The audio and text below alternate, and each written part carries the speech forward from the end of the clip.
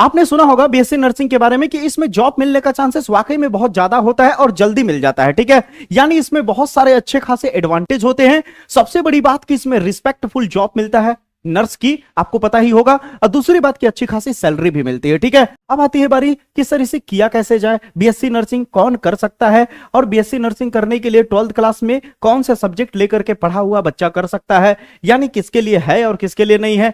क्या इसे मैथमेटिक्स वाले भी कर सकते हैं क्या, सब कुछ बताऊंगा दोस्तों। एक एक चीज डिटेल में बताऊंगा कि बीएससी नर्सिंग कितने साल का होता है, क्या सब्जेक्ट है, कौन कौन से सब्जेक्ट आपको पहले साल में दूसरे साल में कौन से सब्जेक्ट पढ़ने होते हैं, कितने साल का कोर्स होता है, कितने साल की ट्रेनिंग होती है हॉस्पिटल में जो आपको नर्स बनने से पहले ट्रेनिंग दी जाती है, और कितनी सैलरी आपको मिलती है, सब कुछ इस वीडियो में क्लियर करूंगा दोस्तों। तो सबसे पहले आपको बता देता हूं कि बीएससी नर्सिंग एक्चुअली में है क्या, ठीक है। तो बीएससी नर्सिंग की अगर बात करूं तो जैसे आप ग्रेजुएशन करते हो उसी तरह का एक कोर्स होता है, ठीक है, जिसे bachelor of science in nursing कहा जाता है, ठीक है।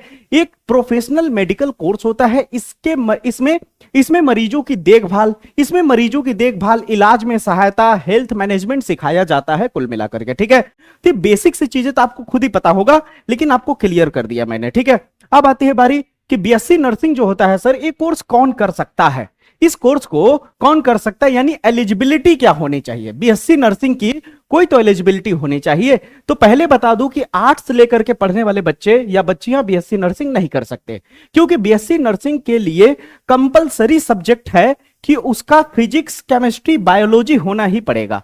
अगर आप चाहो कि मैं मैथमेटिक्स से हूं तो क्या कर पाऊंगा, तो नहीं दोस्तों, उसके लिए आपको बायोलॉजी स्ट्रीम से पढ़ाई करना होगा। 12th क्लास का जो आपका एग्जाम का रिजल्ट आएगा वो आपका किस चीज से होना चाहिए, फिजिक्स, केमिस्ट्री, बायोलॉजी से होना चाहिए, ठीक है। अब रही बात की रिजल्ट क्या है, परसेंटेज मायने रखता है क्या, कि 12 में हमको इतना परसेंट ही लाना होगा तभी हम बीएससी नर्सिंग में जाके एडमिशन ले पाएंगे, तो ऐसी कोई बात नहीं है।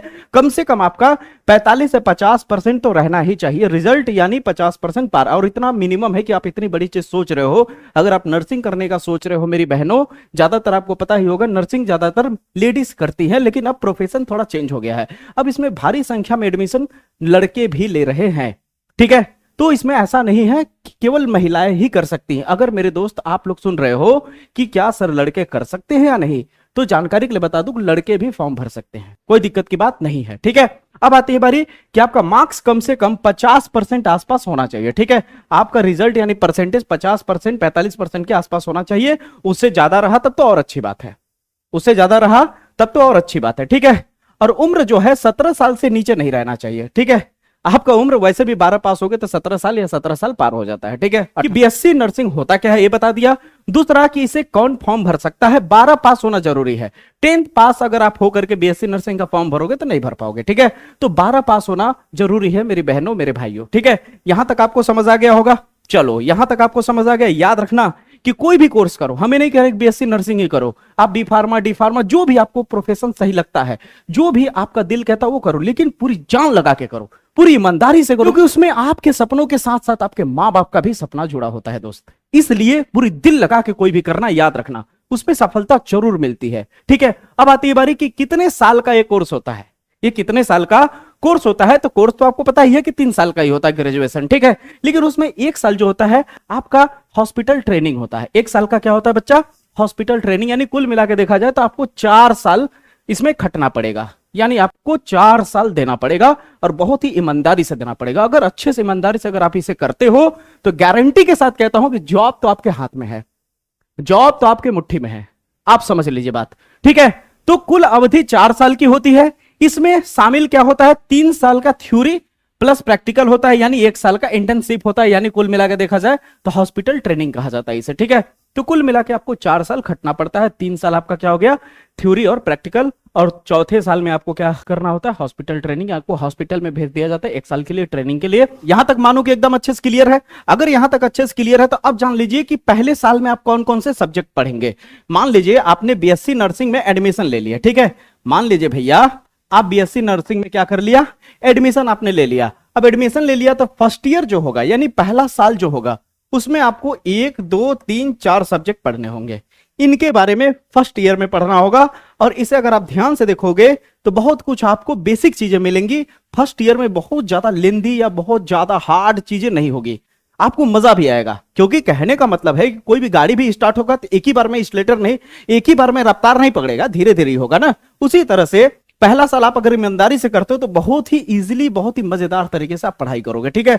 दूसरे साल वाले में अगर बात करूं, सेकेंड ईयर में आपको ज्यादातर दवाइयों के अध्ययन के बारे में समझाया जाता है, जैसे आप बी फार्मा डी फार्मा करते हो उस दौरान, ठीक है। उसी तरह यहां पे आपको सेकेंड ईयर में मिल जाता है, ठीक है। अच्छी खासी इसमें आपको पकड़ हो जाती है अगर अच्छे से आप तैयारी करते हो, अच्छे से पढ़ते हो, अच्छे से चीजों को सुनते हो तो, ठीक है। यहां तक अगर आप करते हो, हाँ ये अगर आप कर दिए कि नहीं भैया हम एडमिशन तो ले लिए, बीएससी नर्सिंग में ले लिए, अब तो हम नर्स बन ही जाएंगे, अरे ऐसे थोड़ी होता है, आप ऐसे नहीं बन पाओगे। आपको क्या करना होगा, पूरी कंसिस्टेंसी के साथ ईमानदारी से मेहनत करना होगा मेरी बहनों मेरे भाइयों, समझ आई मेरी बातें। यहां तक अगर आपको समझ आ गया तो थर्ड ईयर जो होगा, थर्ड ईयर में आपको ये सब्जेक्ट्स मिलेंगे, ठीक है। आप नोट करते जाना या तो स्क्रीनशॉट ले लेना, ठीक है। अब यहां पे थर्ड ईयर में जब आपका यहां तक सब्जेक्ट हो जाएगा क्लियर, तो आती है बारी फाइनल ईयर, जो मैंने बताया कि आपको क्या होता है, हॉस्पिटल में जाकर के 1 साल का ट्रेनिंग लेना होता है। उसी दौरान आपको इन दोनों के बारे में समझाया जाएगा कि मिडवाइफरी यानी प्रस्तुति और नर्सिंग मैनेजमेंट की जितने भी काम धाम होते हैं हॉस्पिटल में, नर्स का एक्चुअली में सही काम क्या है। आपने जो पढ़ाई करना था वो तो पढ़ लिया, लेकिन उसके बाद आपको ट्रेनिंग भी तो लेना होगा ना। नहीं तो ऐसा थोड़ी है कि हाँ बीएससी खत्म हुआ अब सीधे चल दिए नर्स बन गए, अब जाकर के डॉक्टर के साथ काम करने लगे, सब चीज देखभाल करने लगे। वो आपको कॉलेजेस में उतनी चीजें नहीं मिलेंगी ना जो प्रैक्टिकली होगी वहां पे आपके।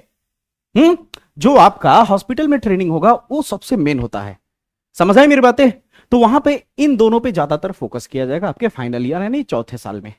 अब यहां तक आपको कंप्लीट होने के बाद भैया, यहां तक जब आपका कंप्लीट हो जाएगा तो इसके फायदे यानी इसकी बेनिफिट्स क्या होंगे, तो याद रखिएगा मेडिकल फील्ड में स्टेबल कैरियर आपका बन जाता है। समझ रहे हो, इतना तो आप कर ही लेते हो कि अच्छा खासा सैलरी का आपको जॉब आसानी से मिल जाता है। लेकिन याद रखिए भरते बहुत लोग हैं फार्म, बहुत लोग पेपर देते हैं, बहुत लोग तैयारी करते हैं, बहुत लोग 3-3 4-4 साल, लेकिन बहुत लोग ऐसे भी होते हैं मेरे भाई बहन, आप देख लेना जा करके। मेरी बात हो सके तो थोड़ी कड़वी लगे, लेकिन आप मेरी बात से जरूर सहमत होगे कि आप जरूर देखना कि बहुत लोग आपको क्या मिलेंगे कि एडमिशन ले लेंगे लेकिन पढ़ाई अच्छे से नहीं करेंगे, बाइक पे बैठ करके फुर्रो हो जाएंगे घूमने और पता चल रहा है कॉलेज में है ही नहीं वो, समझ रहे हो ना। लेकिन मैक्सिमम बच्चे मेहनत करते हैं, कुछ की बात कर रहा हूं। इसलिए दोस्तों आपको कंसिस्टेंसी के साथ बेहतर मेहनत करना ही होगा, समझ आई मेरी बातें।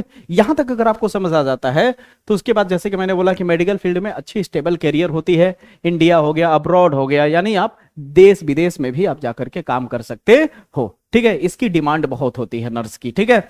अच्छे खासे गवर्नमेंट जॉब के ऑप्शंस होते हैं, समझ आए मेरी बात। अच्छे खासे गवर्नमेंट जॉब के ऑप्शंस होते हैं, अच्छी खासी रिस्पेक्टफुल जॉब मानी जाती है, समझ रहे हो नर्स का।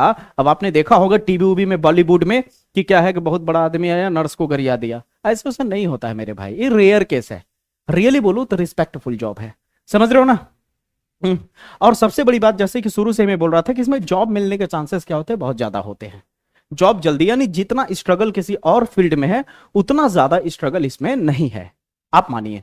अब आप कहेंगे सच में सर, नहीं देखिए स्ट्रगल है लेकिन वैसा स्ट्रगल नहीं है, समझ रहे हो। नीट जेई की तैयारी करते दौरान जैसे करते हैं, समझ रहे हो ना। तो यहां तक क्लियर हो गया, यहां तक आपको कोई डाउट होगा नहीं। अगर यहां तक कोई डाउट नहीं होगा बात कर लेते हैं सैलरी की। अब मेरे बहने मेरे भाइयों, आप बन चुके हैं नर्स। अब नर्स अगर आप बन चुके हैं तो आपको सैलरी भी तो चाहिए। अब आपको सैलरी कितनी मिलेगी, तो शुरुआत में आप जान लीजिए, जब आप पूरी तरह से फ्रेशर होंगे, शुरू में होंगे यानी नए होंगे, तो उस समय आप अगर प्राइवेट हॉस्पिटल में काम कर रहे हैं तो आपकी सैलरी 15 से 30 हजार रुपए के आसपास होगी, अगर आप प्राइवेट में कर रहे हैं तो। अगर आप गवर्नमेंट मिल गया अच्छा खासा तो सीधे 40 से 70 हजार रुपए के आसपास पर मंथ आपकी सैलरी होगी। अच्छा खासा स्टेबल लाइफ और रिस्पेक्टफुल लाइफ जियोगे मेरी बहनों। सबसे बड़ी चीज है कि आप 12 पढ़ करके आप सोचोगे घर बैठ जाते हैं, कुछ नहीं करते, नहीं करते, नहीं। अगर आपकी इच्छा हो तो प्लीज अपने मां बाप से रिक्वेस्ट करो कि मम्मा पापा हम पढ़ना चाहते हैं, हमें कुछ करना है, इसलिए आप हार मत मानना, एडमिशन जरूर लेना और बेहतर मेहनत करना और अपने मां बाप के सपनों को और अपने सपनों को पूरा करना। इसलिए याद रखना कि ये रिस्पेक्टफुल जॉब मानी जाती है मेरी बहन मेरे भाई, समझ रहे हो ना। यहां तक आप हो जाएगा, अगर आपको एक्सपीरियंस अच्छा खासा हो गया तो आप लाखों रुपए भी कमा सकते हो, पॉसिबिलिटीज है, समझ आई मेरी बातें। लाखों रुपए अगर अच्छे खासे एक्सपीरियंस हो गया तो, यहां तक समझ आई मेरी बातें।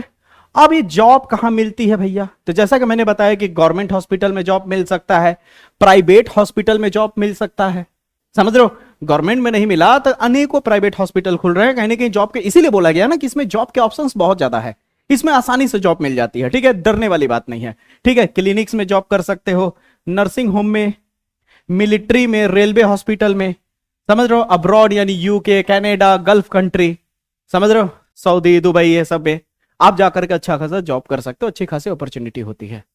समझ आई मेरी बातें? ये है नर्सिंग की ताकत, अच्छी खासी सैलरी, रिस्पेक्टफुल जॉब, समझ रहे हो, और जल्दी जॉब कैरियर ऑप्शन है इसमें, यानी अच्छा खासा ऑप्शन है, ठीक है।